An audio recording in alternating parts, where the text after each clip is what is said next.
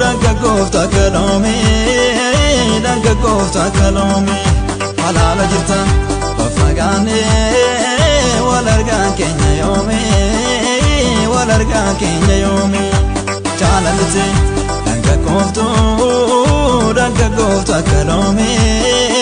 danka kofta kalome halala jirta fafagane walarga kenya yome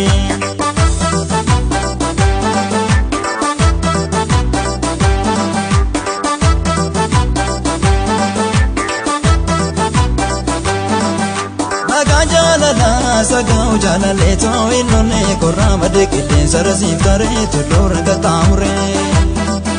ya talilati ya tanoma borobne tangaran jabale yoko balto male tanate mufane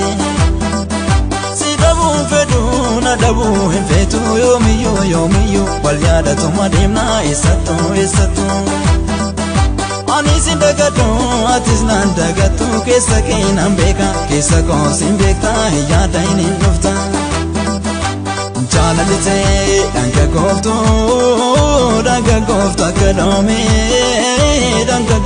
kalome alala jirta fafagane walarga kenya yome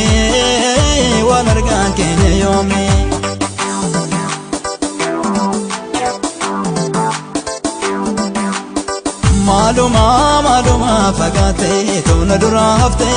yaadon ke didinati ammate malka bayon rufte maluma fagate tona dura hafte yaadon ke didinati ammate malka bayon rufte maluma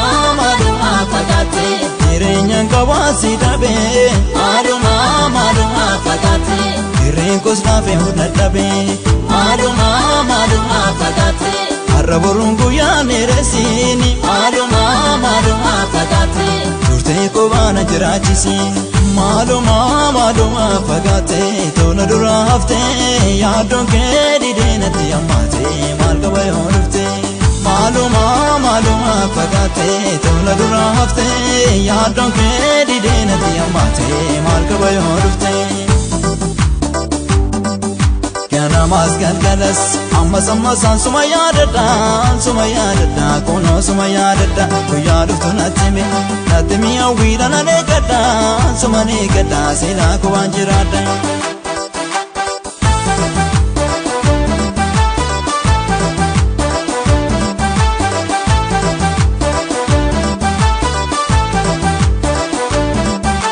Jalalite danka kofta kalome halala jirta fafagane walarga kenya yome chalalite danka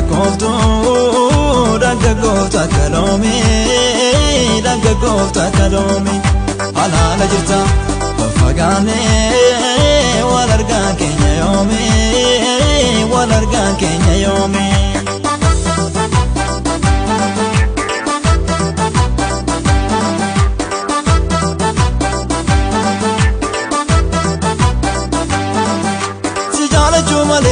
Jalachu male yom narra walbane akagara kenya yom walin tabane waluman turra waluman jirana jechuran walabdane oso jifain tane fagenya na tamban